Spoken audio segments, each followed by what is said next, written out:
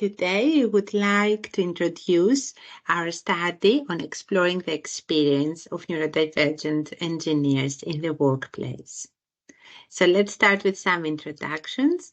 I'm Dr. Vanda Papafilippou, and my personal motto is if there's an inequality in the workplace, I'm on it. I've conducted research on the impact of social class, gender, and type of university on the transition to the workplace. Also research on women's networks in engineering and their contribution to gender equality and their impact on professional identity. Also research on self-initiated expatriate and specifically how South European self-initiated expatriate engineers experience expatriation, like work experience here in the UK, and why they form what we call expatriate bubbles, that is sticking together in the workplace. And the project we are going to talk about today, neurodiversity in engineering, and how neurodivergent engineers experience the entire employee life cycle from recruitment to career progression. Over to you, Lucy. So I'm Lucy Downs and I'm a lecturer in HRM at UWE. I'm relatively new to research, but I have explored the experience of senior female engineers. So in this study, I was interested to see what was supporting these women to progress within their careers, but also what barriers they faced as well. I've also been involved in a project looking at the experiences of international students, so how diverse groups form and what was the impact of diverse groups on creative ideas and information sharing. So in this part of the presentation, after, we've just introduced ourselves, and we would just like to outline the perspective we took for this specific project, explain our rationale, and briefly outline our methodology. And then the interesting findings will start from, in the second part of our presentations, and we will focus on getting in the profession. So before we start, after you, Lucy, yeah. So before we start, we'll just kind of briefly outline what we mean by neurodiversity and explore what neurodiversity is.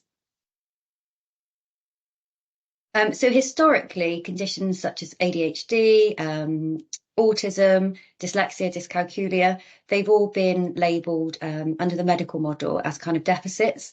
And the medical model seeks to kind of fix the individual and quite often refers to things like conditions and disorders.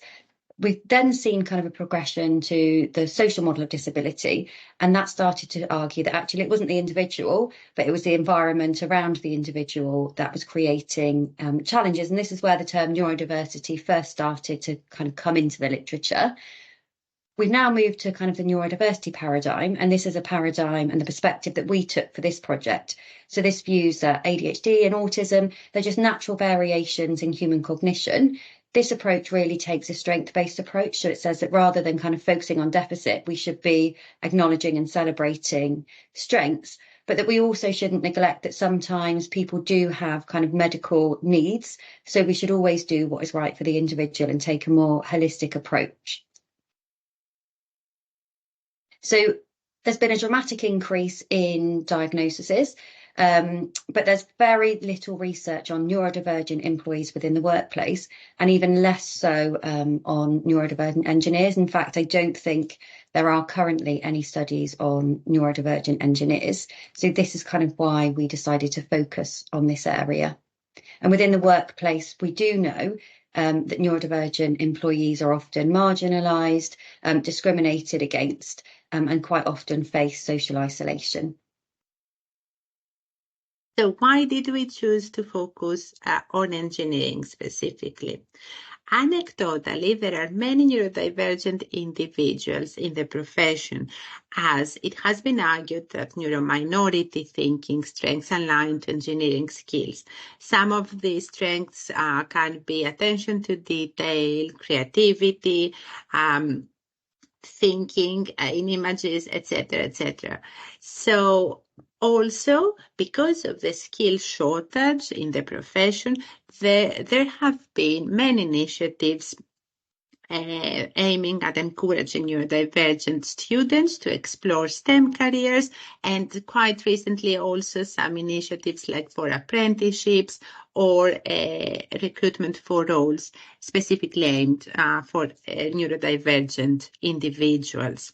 However, although we've got all these very positive developments and initiatives, there is very little done to ensure that these neurodivergent students and neurodivergent employees are not excluded in the workplace, and we need to ensure that they progress in their careers as well. So we tried to, as we've highlighted before, there is hardly any research at the moment on neurodivergent engineers and very little research on neurodiversity in the workplace anyway. So we tried to cover the entire employee life cycle, and we focused on 3 levels: the individual, the organizational, and the industry. So first we asked, how do neurodivergent engineers experience the different stages of the employee life cycle, namely recruitment, development, and career progression? Then we had some questions about the organizations. So what challenges or barriers do neurodivergent engineers face in their workplace, and how do they overcome them? And how fair and effective do neurodivergent engineers find existing interventions, organizational practices, and HR policies? And lastly, how inclusive do neurodivergent engineers find the industry? Over to you, Lucy. So within the study's design, we conducted a survey which was online, and the survey was split into various sections in order to kind of explore experiences of the whole employee life cycle. We then undertook semi-structured interviews, which were collected at the same time, and we interviewed 34 participants. The structure of the interviews mirrored the structure of the survey, so again, we were interested in that whole employee life cycle.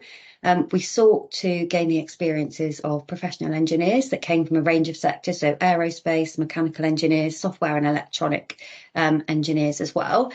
Participants were able to self-identify as neurodivergent. So in order to take part in the study, participants didn't need an official diagnosis. And we took this approach because we know that a lot of adults kind of went undiagnosed as children, but also because the diagnosis process can take many years. We gained access through kind of our personal contacts, advertising on LinkedIn, and we're very grateful to organisations such as Autistica, the Dyspraxia Foundation, Dyslexia Scotland, Dyslexia Life Hacks, and the Engineering Council for allowing us kind of access and helping to promote our study. And we also use snowboarding. So many of the participants that took part in this study were able to kind of refer their colleagues to come and take part in the study. So we're really thankful for that as well. So next up in our presentation are the findings.